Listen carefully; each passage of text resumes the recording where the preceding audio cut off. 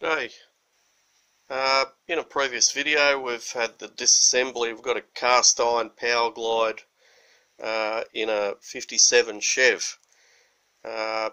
So if you want to look, scroll back through our other videos. We've got how we disassembled the transmission and reconditioned the torque converter. Anyway, I'm going to go ahead now and in no particular order I'm going to start reconditioning the transmission. I'm going to start on the case. We've just scraped the gaskets off, and I'm just going to run a stone carefully and flat over all the surfaces.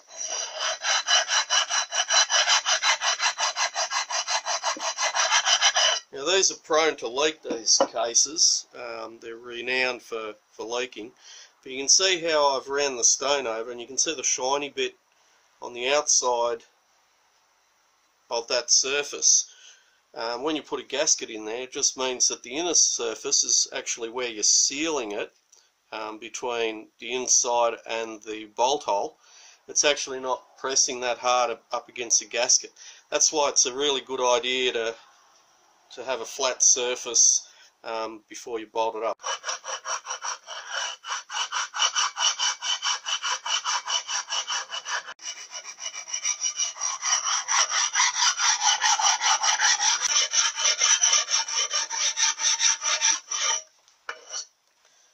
And I'm just going to go and give it a bit of a wash in the solvent. There we go, nice and clean. Just make sure you wash all the little nooks and crannies wherever they may be. Now I'm just going to start with the little valve body that's on the side of the transmission, and that one's the low and drive. Always good to note when you're pulling something apart like this, if all the bolts are the same length. Sometimes if the bolt is a bit longer and you put it in the wrong hole, you can do damage to the casing. Now I've got this nice slightly larger screwdriver with a little bend in it, which is handy for levering things up. You just be careful on this valve here. There's a little stop on that. When you start to lever it up, the valve and spring will fly out. So just going to slowly lever that up and out.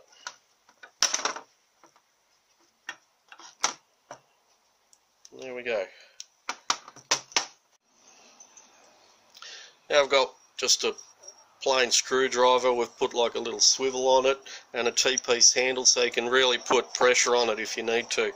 So we're just going to loosen these.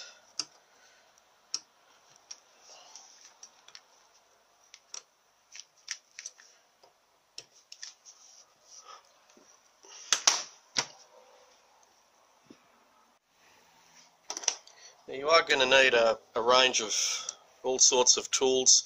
I've got these really fine pointy nose pliers that I can use to get this circlip out, or you've got your proper, these ones are pretty light, they seem to twist. One little trick that I do when I'm taking circlips out like this, you'll see one side will be curved a little bit, one side will be flat. You always want the flat side to be up towards the groove where it locates. But what I do is I get a little drill and just put a little chamfer on the other side. And what that does is when you are taking it out the next time, because these pliers are slightly curved in, it'll hook into that little chamfer. So I'll just chamfer these two little holes here and show you what I mean. There you go. That's what it was like, and that's the flat side there, so we want that to the outside. The other side I've just put a slight little, I don't know if you can see that, little chamfer with a drill bit. And what happens when you put the pliers or your circlip pliers on in there the next time, it just sits in there a little bit better. Just like that. Make sure you don't put it in the wrong way, because that way now you can only put it in that way. If you put it in this way, you're going to have a hell of a time trying to get that out. This will just keep slipping off. Okay, we're just going to lay out the other valve. Just inspect it as we go along.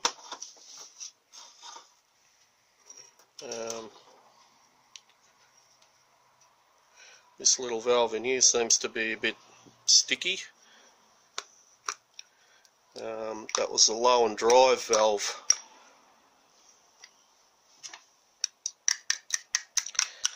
If you're doing any work like this, just be careful you don't damage any of these surfaces.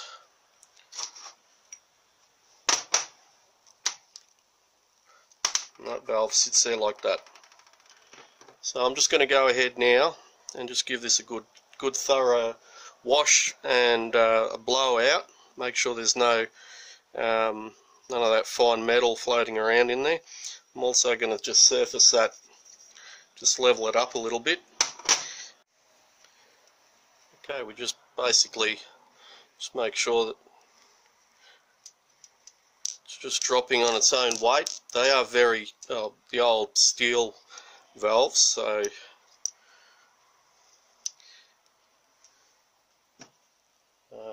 which other one? We also have to make sure that these are travelling nicely through the bore there. And we just work that valve through the bore like that, just so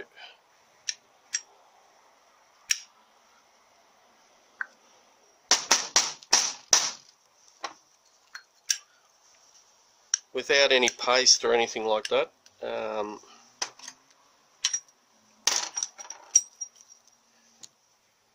Just so it travels through there nicely. But I forgot to mention that there's a little washer on there, and that's for the throttle valve can be adjusted. You can actually put thicker or thinner washers in there, remembering that this part of this valve can actually be removed from the side of the transmission, so you can actually adjust it. Also, another bit that can be adjusted is that nut there. You can see it's got a little slot in there. So all that information will be in your little shop manual. If it was all driving okay, I wouldn't advise to readjust it until you put it back in and try it. If you're not happy with it, then you can readjust it. But when you are readjusting it, just take a note where it is, whether you mark it with a little scribe or a little bit of liquid paper or something like that. Or even nail polish is a really good one that doesn't wash off very easily. Anyway, we're going to go and put this other valve back in. Okay, I've scraped the gasket off and I've surfaced it. You can see where the shinier bits are. It's taken it down, it's made it a little bit more flatter. I've also polished up this little kick down rod, and we've got a new O-ring for it. The other one flew out when I was blowing it out, but it's important to get all that loose paint off as well. This one's looks like it's been reconditioned at least twice. So make sure you blow out any loose bits and pieces. Also a good idea to blow out all these little nooks and crannies there. You can see the pressure ports where they are. I'd have to look up in the book what's for what, but you can see how they work, and you can actually adjust it up by that. So now it's just a matter of putting the O-ring in there, like so. I've also just by hand just got some wet and dry and just polished up that surface just so it's not so rough. On the seal will last a lot longer as well. Over here, might have to actually put that seal in afterwards because it seems to push it out when I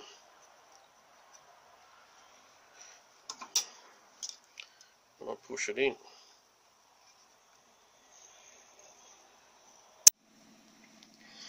Now we've got it all together. This O-ring was a little bit fiddly. You've got to just sort of work it in slowly while pushing it in with the screwdriver. Make sure your screwdriver's not sharp. This one's a nice smoothened off one that we sort of pick at seals and things with. And that just kicks down on there. You'll see can go there, and there's another little step when this other bigger valve is applied. Anyway, I'll just put that up on that screwdriver just so it doesn't push that lever in, and we can actually do an air pressure test on this valve.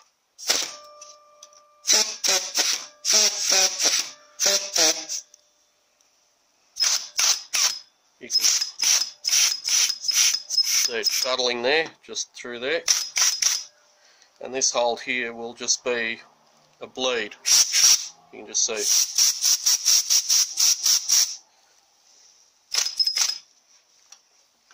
Seems to all be working pretty good. Okay, here we've got the clutch drum. There's a seal in here.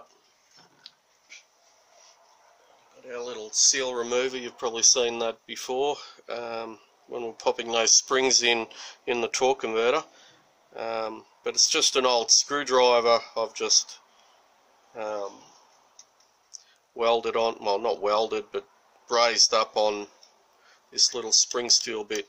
But it's nice and smooth. It's great for getting lip seals in when you get got to push it in slowly. Anyway, I'm just going to pop out that lip seal.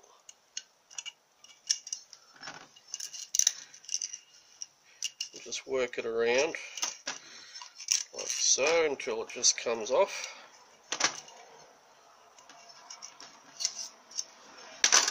There we have it. It's got like a lip seal. When it gets pressure underneath, that little skirt there folds up and seals it.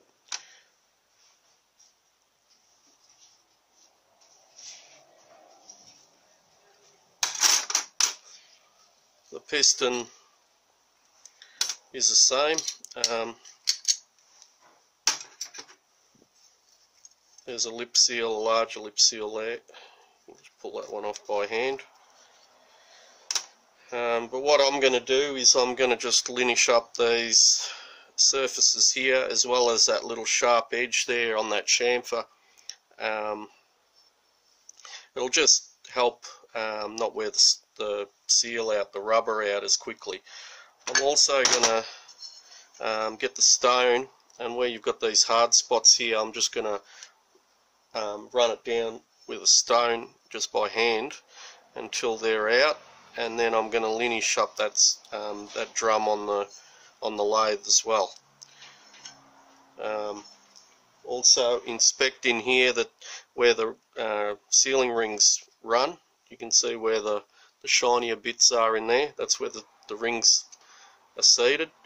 Just make sure there's no step there or worn out too much. This one looks pretty good.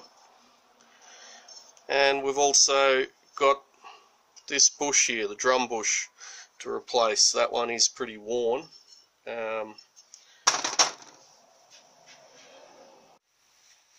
And that bush actually runs on here, so you can either pop that off and have a look, or just put the drum on backwards, and you can see how much slop there is in there. I don't know if you can see. So we'll replace that bush as well. You can either tap it out or machine it out on the lathe, whichever's easier for you. And when I'm getting those hard spots out, I actually go at 45 degrees on where the hard spot is.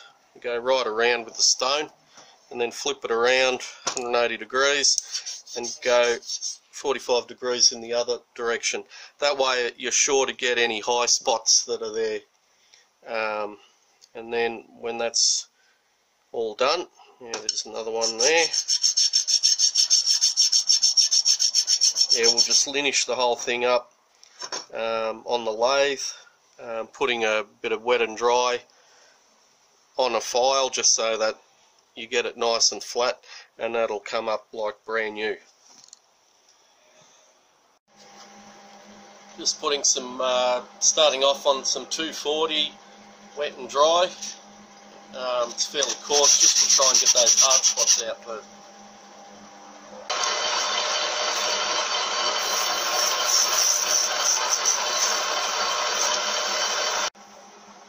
I'm just going to check.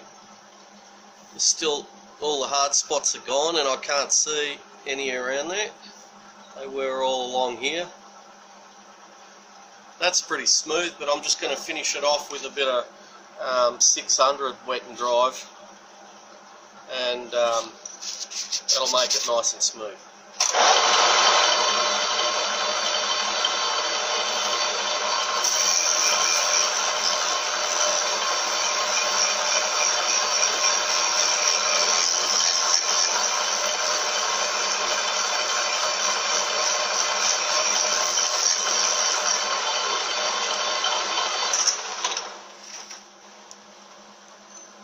You can see that beautiful and smooth now.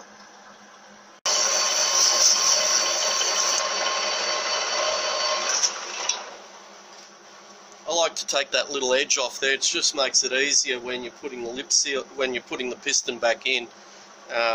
So it just goes over that lip seal. Sometimes it's a little bit difficult to get it on, especially this one, if it's got a sharp edge on it. Anyway, we've polished that up nice and smooth. Polished up in there where the outer lip seal goes, and on the outside you can see it's almost looks like it's brand new. The rings haven't worn into the drum at all, which is good. You can see the slot there. The rings are actually, when the pressure comes in, it's pushing out, so the ring will actually be worn to one side. If you can't get rings, you can sometimes flip them over 180 degrees, just so there's a nice edge on it. But always make sure, even when you get new rings, you always test them in wherever they're located in the bore.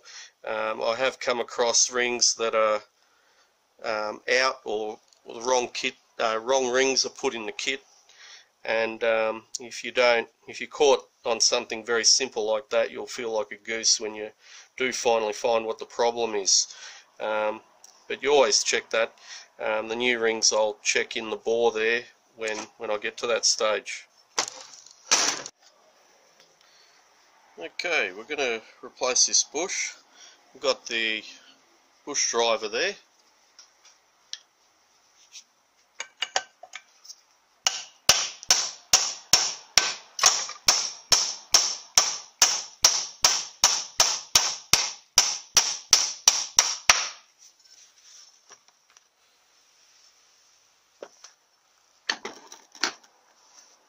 There we go. Bush is out. I'm just going to put another one in there.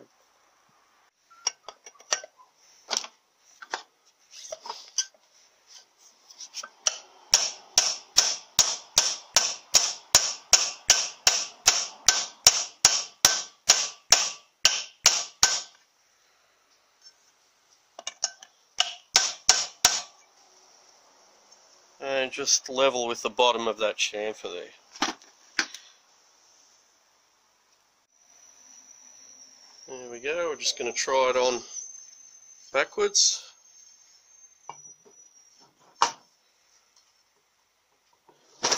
If you can see that, but a little bit tighter, a little bit less movement there. And there we go. The old bush replaced. Okay, we've got the drum nice and clean, replaced the bush, polished it all up nicely. Just going to grab the 2 lip seals, go for the drum, the outer, the inner.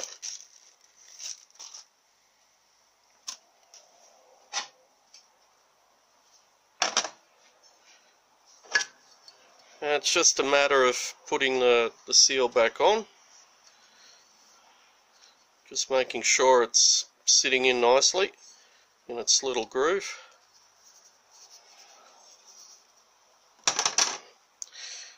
The inside one's a little bit trickier to get in, so what you can do is just flip it in like that.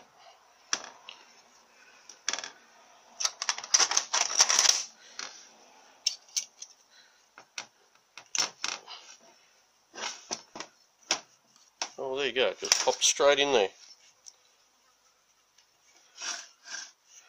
Okay, just going to get a bit of petroleum jelly or Vaseline. I'm just going to smear it on the outside of that O-ring or lip seal. A bit around the outside.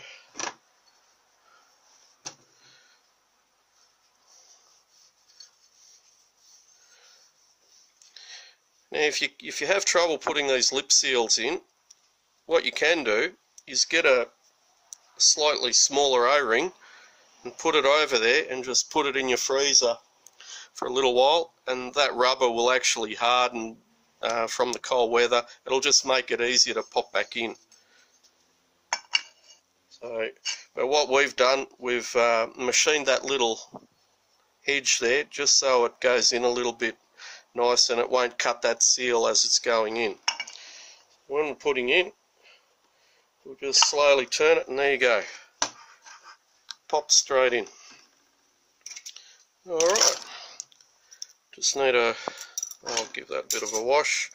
The spring, the little circlip retainer, and also these circlips. If you have a look, I don't know if you can see that on there. The angle of the circlip should be up like that. That should be the top, just so that sharper edge is easier to grab with the circlip pliers. If you put it upside down, it just keeps slipping off. So sometimes if they're pretty flat, I'll even just grind it a bit on an angle, and that'll be easier to take off with the circlip. Okay, we've got our press here. We're just going to push it down and put the circlip back on. Now those springs are pretty tight, pretty strong, so just be careful putting that on. You might also have to wriggle it left and right because that little circlip retainer will fall into that little slot. So I'll just put the circlip back on, and then we can put the clutch plates back in. Okay, now just an initial check. We've got 1, 2, 3, 4, 5 steel clutch plates and 4 friction clutch plates. If we measure that up, that's 3/4 of an inch or 750 thou. Now, we haven't soaked these. It's a good idea to soak these in transmission fluid before you put them in, and it's also a good idea to just clean this. There's like a protective coating on the steel clutch plates before you put them in as well. But anyway, we've got our 5 steels and 4 frictions. We're just going to measure it up, and you can see it's about 45 thou thicker. So that roughly tells us, like these will press down a little bit, that these clutch plates have worn down about 45 thou, or each approximately 11 thou per clutch plate. So anyway, we start with one steel, then one friction, then one steel, then one friction, and so on. Now I've just washed the new steel clutch plates. Put these ones out of the way, and I'm soaking the friction clutch plates in transmission fluid. You need to do that for at least 20 minutes, just so it completely absorbs into the lining. In the meantime, what I'm going to do is this input shaft, the one that goes into the planetary in here. I don't know if you can see it, but it's rough as all guts, so I'm suspecting that it's probably chewed that bush out in there as well. So I'm just going to go and polish this, and I might even just see if I can find a dolly. It's 1/2 inch, so yeah, I'll just see if I can find a smooth bit of material and poke it in there, and then I'll be able to see by just using that how worn it is. A little bit hard to do to test it with this because it's got the splines on it, so it's not going to show you a true indication. But ideally, replace that bush as well is probably what we're going to have to do.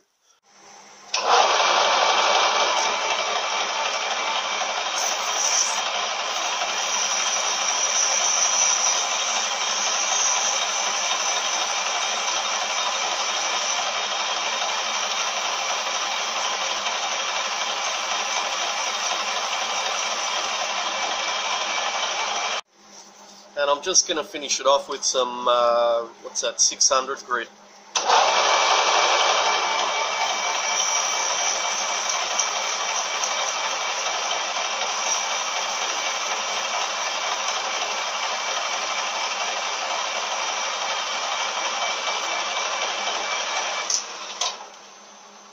That's much better there. Now here I've got a 1/2 inch drill, and I'm just going to use the back end of it, okay, we're just going to put this drum back together now. I'm just supporting the underside with my hand while I'm just tapping, and that's gone in nicely.